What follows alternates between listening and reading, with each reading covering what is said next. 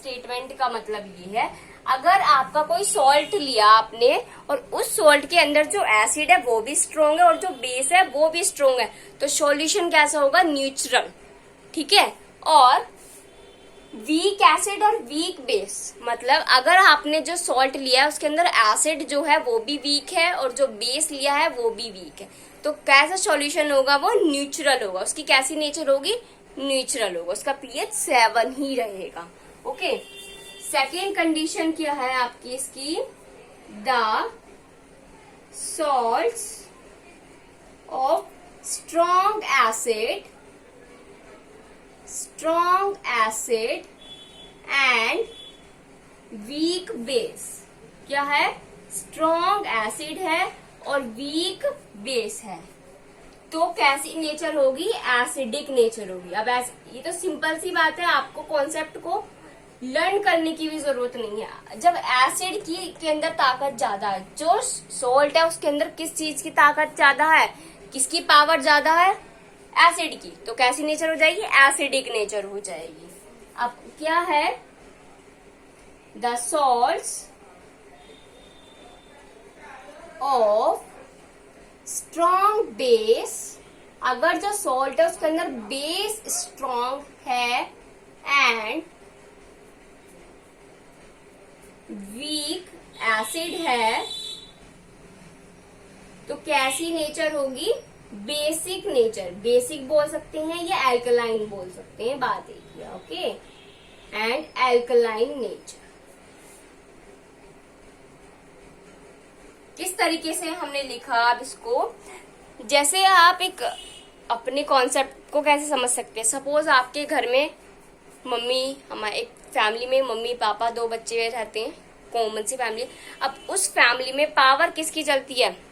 भाई मम्मी है और पापा है, और उन से ही तो बच्चे हुए हैं ना। अब फैमिली में चलती किसकी है? पापा की ज्यादा चलती है, तो बच्चे किस पे जाएंगे? किसकी साइड लेंगे बच्चे? पापा की साइड। तो किसका नेचर हो गया उस फैमिली के एनवायरनमेंट में? पापा का नेचर हो गया। लेकिन अब क्या है? मम्मी की ज्यादा चलती है, मतलब मम्मी की पावर ज्यादा चलती है। स्ट्रॉन्ग बेस मतलब मम्मी की पावर ज्यादा चलती है, तो इसका मतलब क्या हो गया कि उस फैमिली के एनवायरनमेंट में किसकी पावर है? कैसी नेचर होगी? Basic nature. एसिड हमारे पापा हो गए, बेस हमारी मम्मी हो गई, है ना।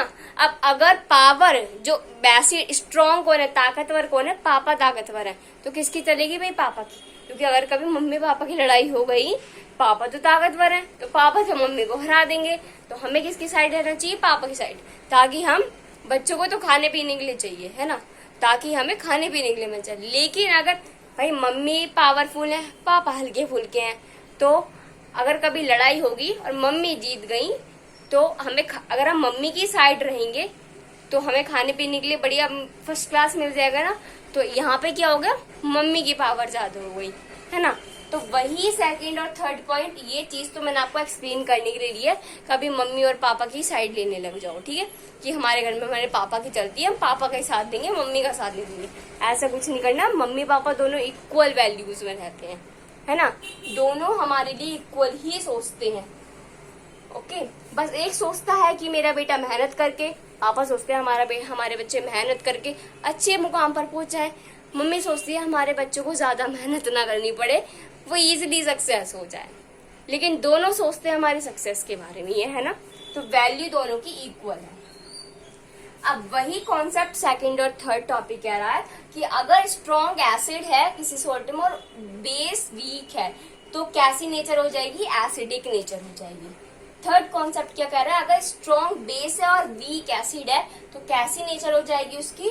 स्ट्रॉन्ग बेस है, मतलब कैसी नेचर है? बेसिक नेचर है। समझ में आ गई आप लोगों को? अब हम कुछ एग्जांपल देके भी समझ लेते हैं इस चीज को। जैसे इसके अंदर क्या है? सोडियम क्लोराइड ले लिया हमने, सोडियम, ठीक है, सोडियम क्लोराइड की किस तरीके से बनाएंगे हमने क्या करा? सोडियम हाइड्रोक्साइड लिया बेस और हाइड्रोक्लोरिक एसिड लिया। जब इन दोनों की रिएक्शन करवाई तो वो बना सोडियम क्लोराइड। मतलब एसिड है, सोडियम हाइड्रोक्साइड भी स्ट्रॉन्ग बेस है और हाइड्रोक्लोरिक एसिड भी स्ट्रॉन्ग एसिड है। तो स्ट्रॉन्ग एसिड और स्ट्रॉन्ग बेस दोनों ने मिलकर क्या करा, सॉल्यूशन को न्यूट्रलाइज कर दिया, मतलब न्यूट्रल नेचर बन गई सॉल्यूशन की। ठीक है, और वहीं अगर हमने क्या करा, हमने अमोनियम हाइड्रोक्साइड ले लिया और सोडियम क्लोराइड ले लिया, sorry hydrochloric acid. Yes, next second point मैंने आपसे बोला कि स्ट्रॉन्ग एसिड वीक बेस, है ना। मैंने क्या करा, स्ट्रॉन्ग एसिड, सबसे स्ट्रॉन्ग कौन सा एसिड है, हाइड्रोक्लोरिक एसिड, तो हम वही लेंगे, है ना, क्योंकि उसकी पावर ज्यादा है। तो हमने क्या करा, हमने स्ट्रॉन्ग एसिड हाइड्रोक्लोरिक एसिड लिया और वीक बेस ले लिया अमोनियम का नेम है अमोनियम हाइड्रोक्साइड। हाँ, वीक बेस ले लिया अमोनियम हाइड्रोक्साइड, तो उससे मिलके बना हमारा अमोनियम क्लोराइड सॉल्यूशन, है ना। ये रहा, यहीं पे नोट डाउन कर देती हूँ मैं आप, ताकि आपको ये तीनों सॉल्यूशन, ये तीनों एग्जाम्पल आपको ये रूल्स भी एक्सप्लेन कर रहे हैं। तो कैसे कर रहे हैं, देखो, सोडियम क्लोराइड किससे मिलकर बनता है,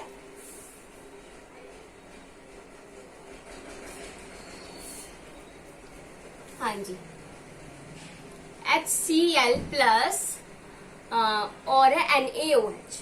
ठीक है, दोनों ही हमारे तड़पते भड़कते मतलब स्ट्रॉन्ग एसिड और स्ट्रॉन्ग बेस है, तो इनकी कैसी नेचर होगी, न्यूट्रल सॉल्यूशन हो गया।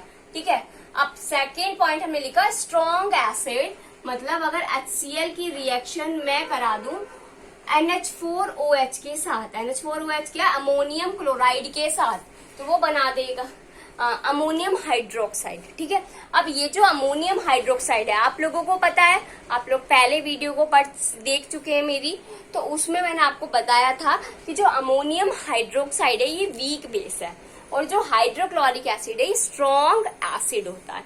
तो स्ट्रॉन्ग एसिड और वीक बेस मिलकर कैसी नेचर शो करेगा, एसिडिक नेचर। तो अमोनियम क्लोराइड की एसिडिक नेचर हो जाएगी। ओके, नेक्स्ट इसको पढ़ते हैं। अब ये किस तरीके से हुआ आपका सोडियम कार्बोनेट, सोडियम हाइड्रोक्साइड और कार्बोनिक एसिड।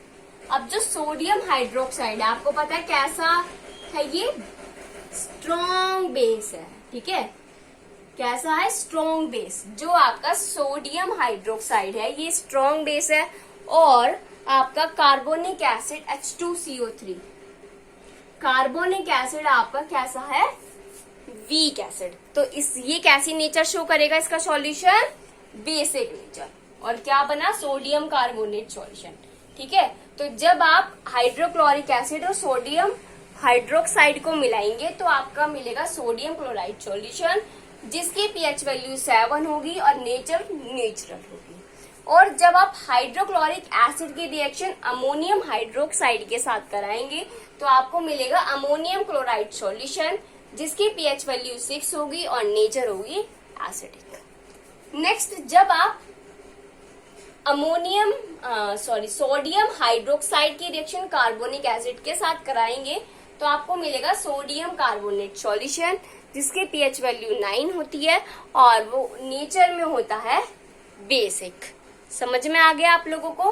तो आपको ये रूल्स समझ में आ गए होंगे और ये रूल्स और ये इन रूल्स के एग्जाम्पल है।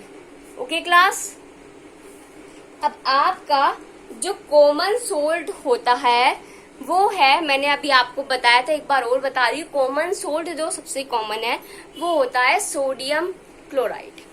सोडियम क्लोराइड बनता कैसे है, स्ट्रॉन्ग एसिड और स्ट्रॉन्ग बेस को मिलाओ और सोडियम क्लोराइड बन जाएगा। अब वो कौन से एसिड बेस है, तो स्ट्रॉन्ग एसिड में क्या है, जब आप हाइड्रोक्लोरिक एसिड की reaction strong base sodium hydroxide के साथ कराते हैं तो वो बनाता है सोडियम क्लोराइड सॉल्यूशन। ठीक है, अगर एग्जाम में आ जाए right the preparation of sodium chloride solution, तो आप क्या लिखेंगे, आप HCl की रिएक्शन NaOH के साथ करा देंगे और वो बना देगा आपका सोडियम क्लोराइड NaCl। ओके, तो आपको प्रिपरेशन ऑफ NaCl भी इस वीडियो में समझ में आ गई होगी। अब हमारे कुछ कॉमन सोल्ट्स होते हैं जिनके कॉमन नेम होते हैं washing soda, bleaching powder, baking powder, plaster of Paris. तो हम प्रीवियस अपनी आने वाली वीडियो में, प्रीवियस नहीं, जो हमारी नेक्स्ट वीडियोस होंगी उसमें डिस्कस करेंगे। लेकिन अगर आपको सोल्ट के टॉपिक में कोई भी क्वेरी हो तो आप कमेंट सेक्शन में कमेंट करके मुझसे अपने डाउट सोल्व करवा सकते हैं। Okay class, thank you and have a nice day. Note down these.